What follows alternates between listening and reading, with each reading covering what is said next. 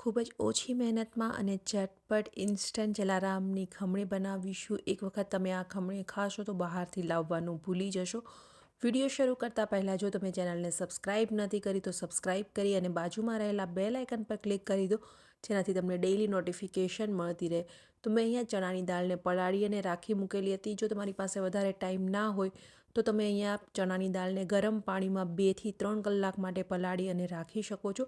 ચણાની દાળ એકદમ સરસ રીતે પલળી જાય એટલે આપણે એને મિક્સર જારની અંદર એડ કરી અને ગ્રાઇન્ડ કરી લેવાની છે. તો અહીંયા ગ્રાઇન્ડ કરતી વખતે હું કંઈ પણ વસ્તુ એડ નથી કરતી. આદું કે મરચી એડ કર્યા વગર જ આપણે ડાયરેક્ટ એને ગ્રાઇન્ડ કરી લેવાની છે અને એકદમ સરસ સ્મૂથ બેટર બને એ રીતનું આપણે ગ્રાઇન્ડ કરીશું. જરૂરિયાત મુજબ જ પાણી એડ કરવાનું છે. એકદમ પતલું બેટર નહીં બનાવી લઈએ આપણે. મીઠું એડ કરી દઈશું સ્વાદ અનુસાર. ત્યારબાદ હળદર એડ કરી દઈએ. મેં 1/4 ટીસ્પૂન જેટલી હળદર લીધી છે. લીંબુનો રસ એડ કરી દઈશું ખટાશ માટે અને ત્યારબાદ આપણે ઈનો એડ કરવાનો છે. તમે અહીંયા બેકિંગ સોડા અથવા તો ઈનો કોઈ પણ બેમાંથી એક વસ્તુ એડ કરી શકો છો.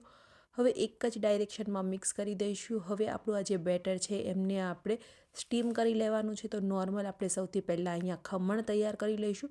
ડીશને મેં ઓઇલથી ગ્રીસ કરી લીધી છે અને હવે એમને બેટર ટ્રાન્સફર કરી લઈએ. સ્ટીમરને પહેલેથી ગરમ કરવા માટે મૂકી દીધેલું હતું, તો તમારે લગભગ 10 મિનિટ પહેલાં સ્ટીમરને ગરમ કરી લેવાનું છે, જેનાથી તમારા ખમણ છે એકદમ પરફેક્ટ બનશે. લગભગ 10થી 15 મિનિટ માટે આપણે ખમણને સ્ટીમ કરી લઈએ. 10થી 15 મિનિટમાં આપણા ખમણ છે એ પરફેક્ટ રીતે સ્ટીમ થઈ જશે. તો અહીંયા તમે જોઈ શકો છો 10થી 15 મિનિટમાં ખમણ છે એ સ્ટીમ થઈ ગયા છે. તો આ રીતે આપણા ખમણ બની અને તૈયાર થઈ ગયા છે.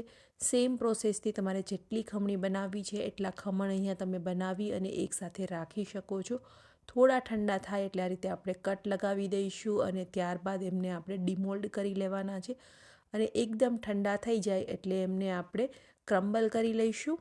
તમે હાથની મદદથી પણ ક્રમ્બલ કરી શકો છો અથવા તો ખમણીની મદદથી તમે એમને ખમણી શકો છો, જેનાથી ઇવન રીતે છે એ આપણા ખમણ ક્રમ્બલ થઈ જશે. તમે જોઈ શકો છો એકદમ સરસ આપણા ખમણ અહીંયા બની અને તૈયાર થઈ ગયા છે. એઝ ઇટ ઇઝ તમે ખમણને એન્જોય કરી શકો છો, પરંતુ આજે આપણે સેવ ખમણી બનાવીએ છીએ એટલા માટે ખમણને આપણે હાથની મદદથી આ રીતે ક્રમ્બલ્સ કરી લઈશું.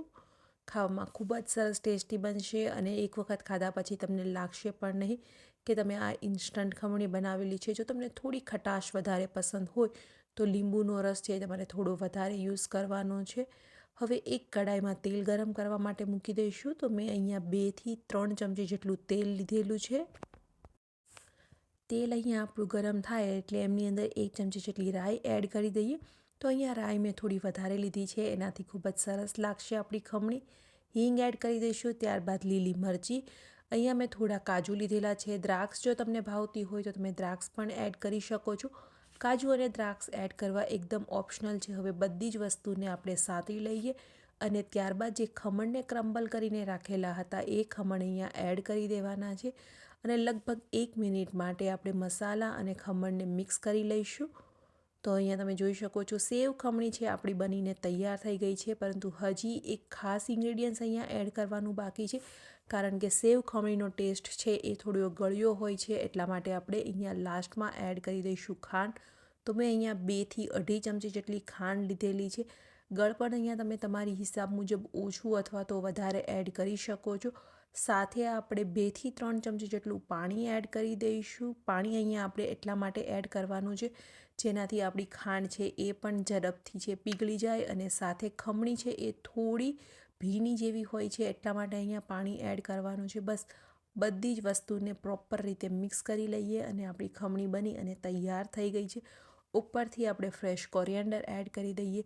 જો ઘરે મહેમાન આવતા હોય અને તમારે આ રીતે ઇન્સ્ટન્ટ ખમણી બનાવવી હોય તો તમે પહેલેથી જ ખમણ બનાવી અને રાખી શકો છો અને ત્યારબાદ ગરમા ગરમ ખમણી મહેમાનને તમે પીરસી શકો છો. હવે આપણે ઉપરથી થોડી સેવ છે એ સ્પ્રિંકલ કરી દઈએ. જો તમને અહીંયા દાડમના દાણા ભાવતા હોય તો તમે દાડમથી પણ ગાર્નિશ કરી શકો છો. રેસીપી કેવી લાગી કમેન્ટ કરી અને જરૂરથી બતાવજો. વિડીયો પસંદ આવ્યો હોય તો ફ્રેન્ડ્સ અને ફેમિલીમાં શેર કરવાનું બિલકુલ ભૂલતા નહીં.